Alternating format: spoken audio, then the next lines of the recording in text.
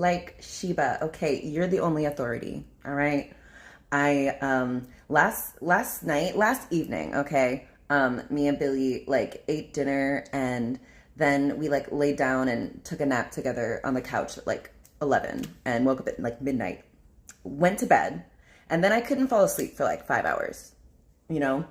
And so I remember back when I was working a matrix job, and when I was in school and stuff, I would be really like anxious, stressed, fearful almost of like dread going to bed because I knew I would have to like wake up soon. So I would end up staying up really late and then, you know, not getting a lot of sleep and being super tired, in the morning and being like, oh, I don't want to wake up. I don't want to wake up. But now I'm on a totally different timeline where I, you know, always wake up without an alarm and I've accomplished everything that I need to and want to accomplish, you know, at this moment. And so when I couldn't sleep, it wasn't a stressful thing. I wasn't like, oh, I gotta go to sleep. Oh, I wish I could sleep. It was just like, I was like, okay, well, I guess my body's not like tired right now. So let me just like chill. And I was like, what do I want to do? Do I want to go downstairs, make a tea?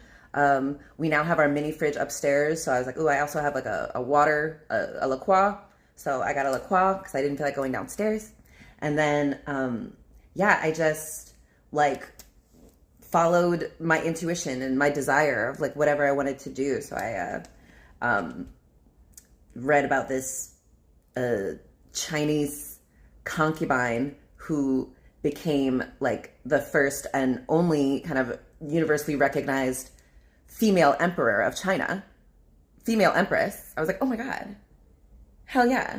Yes, bitch. I love that for her. So anyway, just to say, I'm the authority on what a sleepless night means.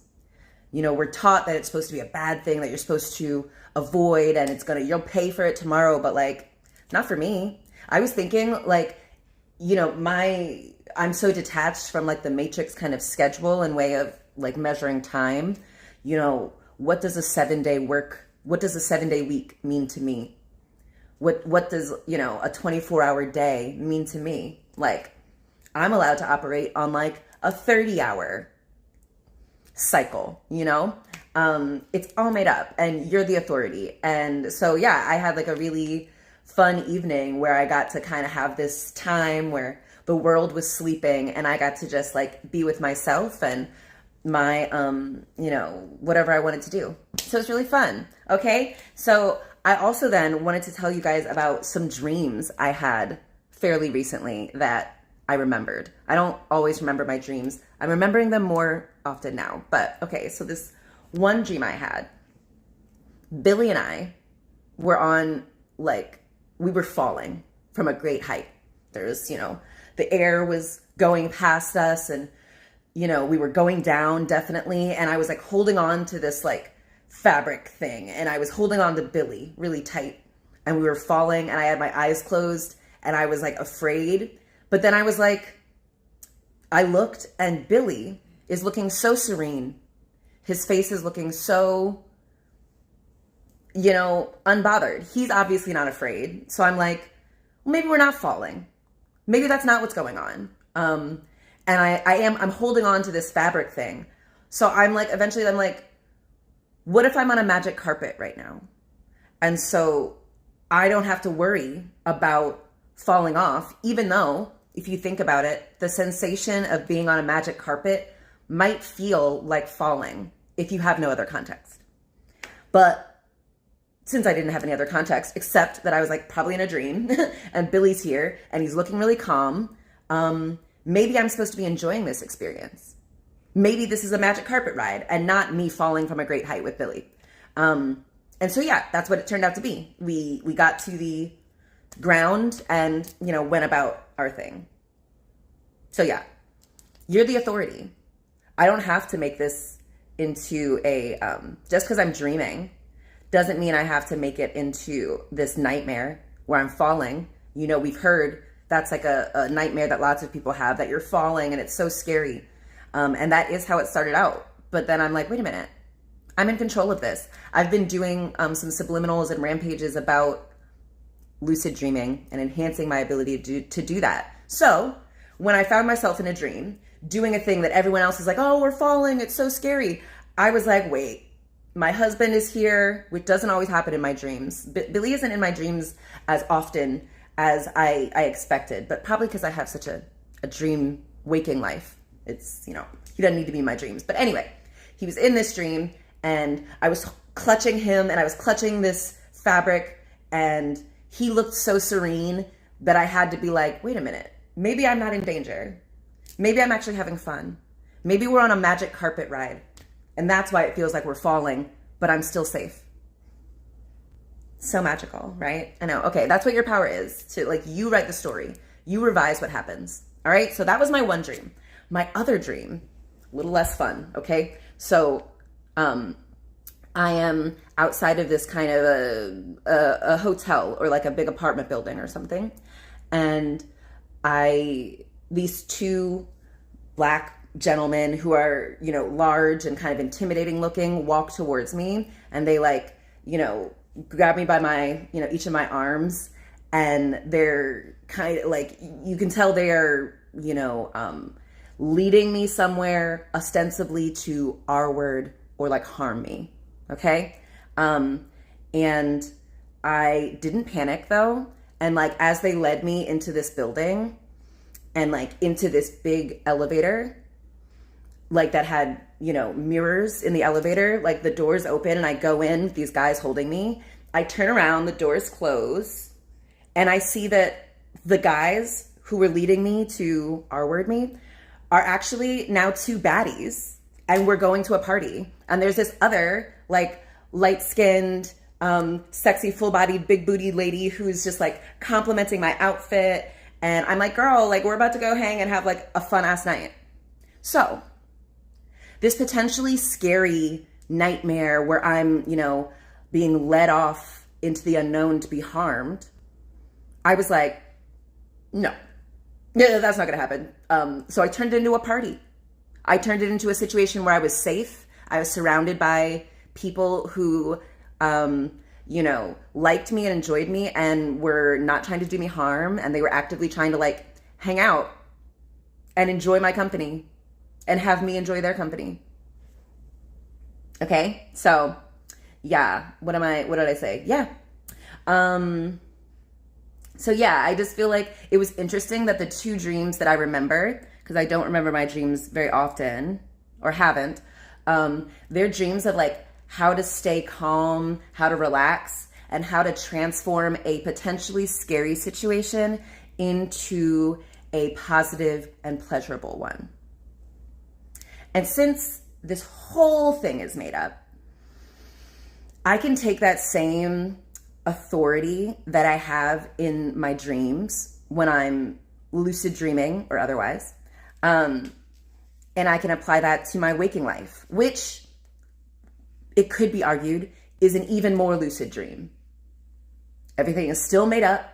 The rules are still made up. They kind of don't make sense. They're invented as we go. And I have a lot more control over the story of what's happening than we're taught to. So you are the only authority in this lucid dream life that we're living. God, so good.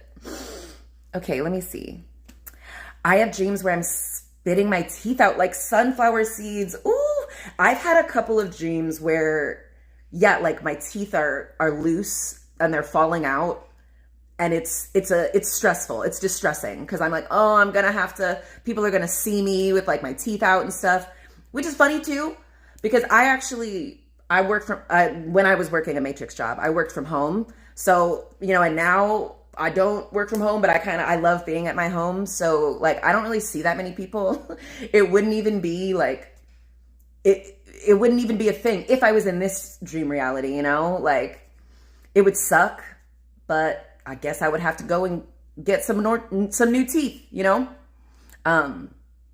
Oof, you can see the roots of your teeth. I can imagine. I wonder what that means. Do you do any, dream interpretation? amateur or, you know, just like, I don't know what a professional dream interpreter is, but yeah, look into that. I wonder what that means. Sometimes I also have a dream where like my nails have fallen off, and you know, I love my fucking nails. And they're so cute, and I spend money and time on them. And in these dreams where I'm like losing my nails, it's like, it's so uncomfortable because I'm trying to like salvage them. I'm trying to not bump them and stuff. And I'm thinking about the next day in the dream. I'm thinking about like, if I don't have my teeth or I don't have my nails, I'm thinking about, oh, this is going to be so, people are going to think I'm so ugly. It's going to be so painful. But then I wake up and it's all good. Okay, one more dream that I have. I wasn't gonna like talk about this. Okay, actually, let me just say this all. All right. I've also been seeing my mom in my dreams a couple of times, and my Aunt Tracy, my mother's sister, in one, and I was just like casually not engaging with her. Me and my mom are on the outs because I'm distancing myself from her, but I feel like she came to me in my dream and she was trying to get me to engage with her. And I was like, no, I don't care if this is a dream world, lucid dream, or waking world. No, not ready. And I just didn't worry about it. I was just like casually not engaging. I don't know. Maybe it's stuff that you're self-conscious about. Yeah. And I don't know if you're American, but like we're taught to be really like serious about our teeth. Like other countries, their toothpaste, it isn't all about like whitening and, you know, all this stuff. Like we're really about the cosmetic appearance of like straight teeth. You know, I had braces growing up and I have like an implant right here. Actually, this is a fake tooth. And so maybe that goes into what our dreams reveal to us about, yeah, our insecurities. 'Cause yeah, like not having teeth. Yeah, I bet that's a lot of Americans' fear, or having like messed up teeth. Which is really interesting. Okay. What was the last one I had? What was another dream? Oh, I can't remember it. Teeth, nails, almost being R-worded, magic carpet. Well, I'll think about it and it'll come back to me, because I know like my dreams are getting more and more lucid, more and more like I remember them and like I'm learning from them. So, yeah, I'm excited to share more of those with you. But all this to say, even if you do have a dream where, yeah, it's like your teeth are falling out or something, you're still the authority on how to interpret that. You don't have to necessarily interpret it as a bad thing. Maybe you're losing the things that you're losing old attachments. You know, you're losing your old attachments to caring what people think about you. Like maybe you're trying to rid yourself of the, you know, weight of the pressure that comes from always trying to be perfect and having a perfect smile and looking so, and like your dream consciousness, your unconsciousness is like, baby, release that. Release that, like release them teeth.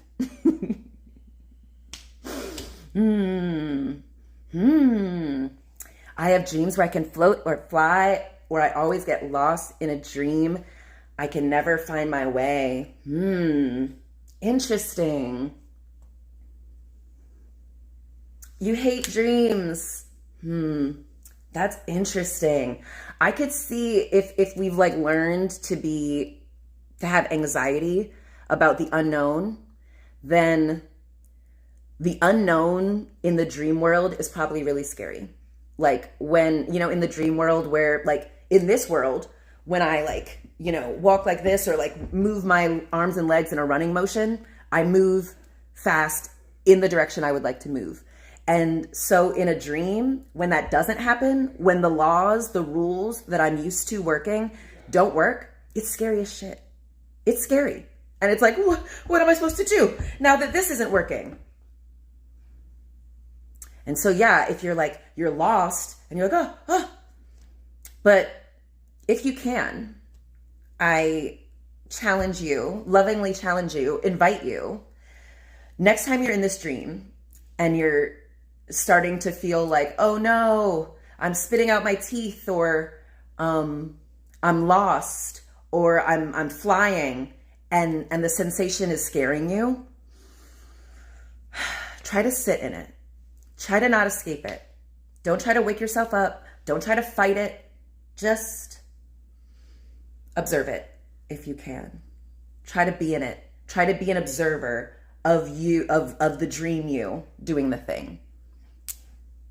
Just see what comes up. Because you're the authority, babe. You're the narrator. You're like the ghost of Christmas past in this. You're watching the stuff and you can't really do much about it. You can't do anything about it except watch. So you might as well enjoy it and learn a lesson from it. All right. I love you guys. I'm going to pop off. I might get on again today. But yeah, if this message resonated with you, please subscribe, join the collective, because I'm trying to get 1,111 subscribers by the end of 2025. And yeah, like I just really love sharing my inner workings with you guys and just being myself publicly. So yeah, if you made it this far, give me like a sleeping emoji or a tooth emoji. That'll show you really watched it. Yeah, give me a tooth emoji. And I hate to trigger you if you're like, no, teeth. But no, it's probably fine. Okay. I love you guys. Bring your forehead up against the screen, okay? I love you. And this is all made up, my loves. And you're the only authority. So make it up in a way that benefits you. You're the authority. This is a dream life. So how do you want to exist in a dream? Do you want to be freaking out? Do you want to be in nightmare land? Or do you want to be the master, the mistress, the queen, the king, the empress of your dream realm? Yeah. All right, babes. Love you. Talk to you later. Is my British accent quite good? Yeah. Thanks. All right. Thank you. Salam. And that it? Yeah. Like, comment, subscribe, donate. And yalla bye, babes.